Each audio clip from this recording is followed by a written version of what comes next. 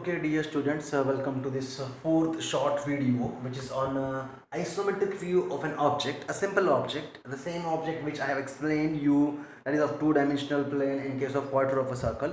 I have added a third dimension to it, that is having the thickness of 10 millimeter. Okay, so that it will be converted into a three-dimensional object. That is with the help of shifting of center method. This is very important one. If you know this shifting of center method, it becomes very easier one for you to draw any kind of arc, any kind of semicircular part, any kind of circular part in isometric view as well as projection, whatever it may be. But we are dealing with isometric view, that already I have told you. Now as usual here, this is the front view of the object, this is the top view of the object. Top view of the object is showing you the thickness, or you can say width of that particular object, that is 10 millimeter. So here in this case actually we are having the dimensions. Length of the object is equal to 50, height of the object is equal to 40, and width of the object is equal to 10, and height of the object is equal to 40. That is L into B into H. These three things are available, and as per already whatever the basic things I have told you, you need to construct a box for this one. Okay, construct a box of 50 by 10 by 40. Okay, now this length, breadth and height, wherever, now as origin O is given to your left hand side, again this will be my front view direction for the observer. Okay, so along this one, this is my origin O, so along this one I will get 50 millimeter dimension. I will mark it here. Now that is A point. I will not going to give you that one. From this one I will just go for drawing a vertical line and marking the first of all height of 40 millimeter here. So this height of 40 millimeter will be marked, through which I will again draw a parallel line, so that I will draw a parallel line here, so that I will get the another parallel line through this point to this axis, isometric axis. That you are knowing it now, no need to repeat it again. And 10 millimeter. So I will mark here 10 millimeter. See, this is giving me length, this is giving me height, and this is giving me width or breadth. So 10 millimeter here. From this one I will draw again a vertical line. I will mark here how many millimeter from this one? It will be marked. Same one, or you can directly draw a parallel line through this. You will get this one. I'm constructing a box first of all. Okay. From this one I will draw a parallel line. To this I will draw a parallel line like this one. Through this I will draw a parallel line to this one. So that from this one I will draw a vertical line. From this one I will draw a parallel line to this one. From this one I will draw a parallel line to this one. So that I can have this kind of box. This box construction is very important one for any kind of isometric view of an object. If you don't prepare the box, then it is very difficult one for you to get, because we have to go in planar manner.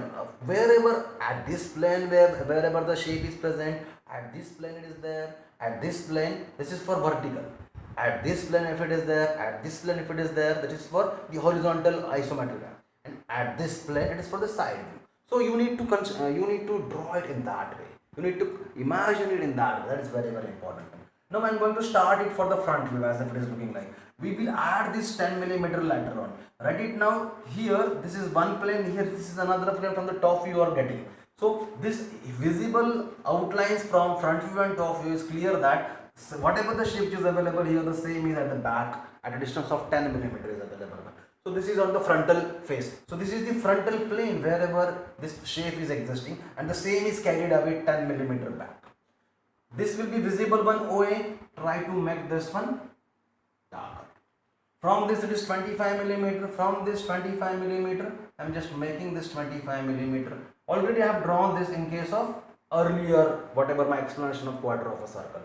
Now this is 20, this is 15, this is 15, this is already 15 which is available one here. Okay, this is 15, so from this one it is 15, this is already 15 which is available one, from this it is 15. Okay, this 15 millimeter for this arc radius, so that this will be continuous one. Okay, now how to draw this particular arc? Again I am repeating that draw the perpendiculars as these points. The perpendicular is like this perpendicular is like this. You will be getting the C1 here. Okay, you will be getting the C1 here. Here you will draw the perpendicular like this. You will be getting the C2 here. Here perpendicular, and here this perpendicular. Through with the help of this C1 as center, this as radius, you can make this darker. C2 as center, this will be the radius, you can make this darker. Now it is similar to my explanation for quarter of a circle. Now here the shifting of center method is coming into the picture. Wherever we have drawn this plane, which is from top view of getting, but at a distance of 10 millimeter from the top view, there is another plane on which the same kind of structure, same kind of shape existing, and that is at the back of this. Okay, therefore I have not shown front to this one, I have shown it at the back of this one. Now whenever from the top it will be visualized from this point, you will mark here a point at a distance of what? 25 millimeter, or you can draw a parallel line through this. You will be getting the same point here. So you can make this darker, which will give you this thickness. Again you can draw the parallel line through these points. You will get a point here through this point, parallel line to this axis, that is isometric axis, which is going along the thickness part, so that you can complete this one, which is visualized one. Now whatever remaining one is nothing but this and this arc. Now in this case, I am going to shift this center. C1 will be shifted to C1 dash, C2 will be shifted to C2 dash. Now how you are going to shift it? It should be shifted along this width, along this axis. Why? Because 10 millimeters is the width or breadth, whatever it may be. So from C1, I will just draw a parallel line to this axis. From C2, I will draw a parallel line to this axis. And this distance, whatever is there, 10 millimeter, it will be marked here. This point will give me C1 dash. The naming is for your understanding purpose only. The same distance here, I will mark it here. This will give me C2 dash. Now my C1 dash, C1 to this will be the radius, whatever the earlier radius which is required for drawing this. Okay, then it will be kept on this C1 dash. Okay, whatever the radius which is available here will be kept on C1 dash, and it will be marked like this one, so that you can complete this particular arc.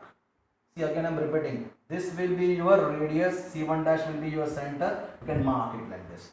Then this will be your radius, here it is C2 center, now C2 dash will be your center, and you can mark it like this. So it will be like this one, it is going here inside this one.